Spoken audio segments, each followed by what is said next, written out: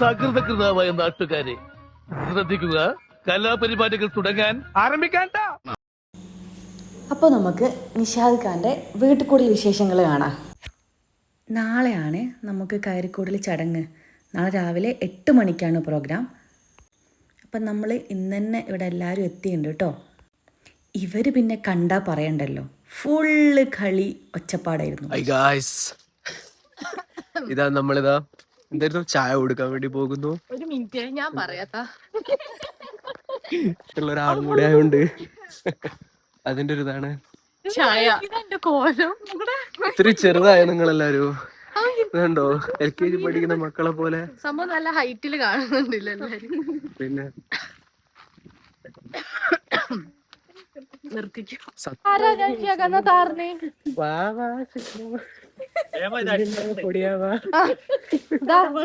Energy drink കൊണ്ടുവന്നിട്ടുണ്ട് വേഗം. അപ്പോൾ നമ്മൾ വൈകുന്നേരം ആയപ്പം നിഷാക്കാക്ക് പണിക്കാർക്കൊക്കെ ചായ കൊണ്ടുപോയതാണ്.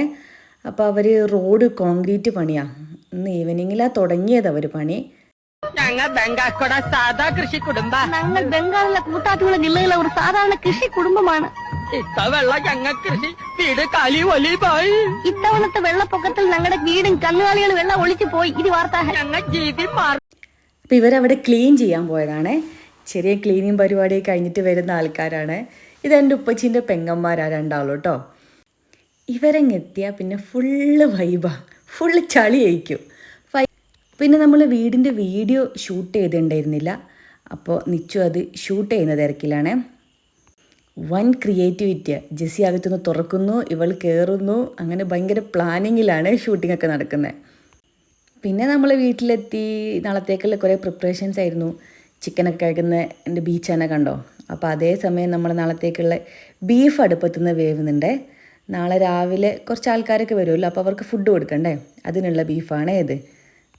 വീഡിയോ എടുക്കുന്നതെന്ന് കണ്ടപ്പോൾ തട്ടൊക്കെ ഇട്ട് സെറ്റായിരിക്കുന്ന ലാലയാണ് ഇത്.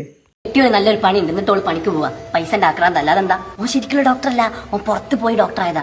ഡ്യൂപ്ലിക്കേറ്റാ. കല്യാണം കഴിഞ്ഞ ദുബായിക്ക് പോയപാടെ ഓൾക്കും പോകണല്ലോ. ഓ എന്താ പോളെ ഹുങ്ക്, ഓള് പോയവിടെ അമ്മായിമ്മക്കാരുണ്ടാവുക. ഇവർ പിന്നെ കണ്ടാൽ പിന്നെ നമ്മളെ ഒന്നും വേണ്ട. ഇവർ മൂന്നാളൊന്നായി ഫുള്ള് കളിയായിരുന്നു കേട്ടോ. വരുന്നത് വരെ കളിയായിരുന്നു.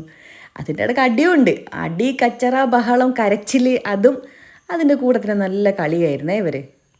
ആകെ മൊത്തൊരു ബഹളമായിരുന്നു വീട്ടിൽ. നമ്മളെല്ലാവരും കൂടെ ചേർന്നപ്പോഴേ നല്ല രസമുണ്ടായിരുന്നു കേട്ടോ. വീഡിയോ എടുക്കാൻ വേണ്ടി കഷ്ടപ്പെട്ട് പണിയെടുക്കുന്ന ബീച്ചാണ് നിങ്ങളിപ്പോൾ കാണുന്നത് കേട്ടോ.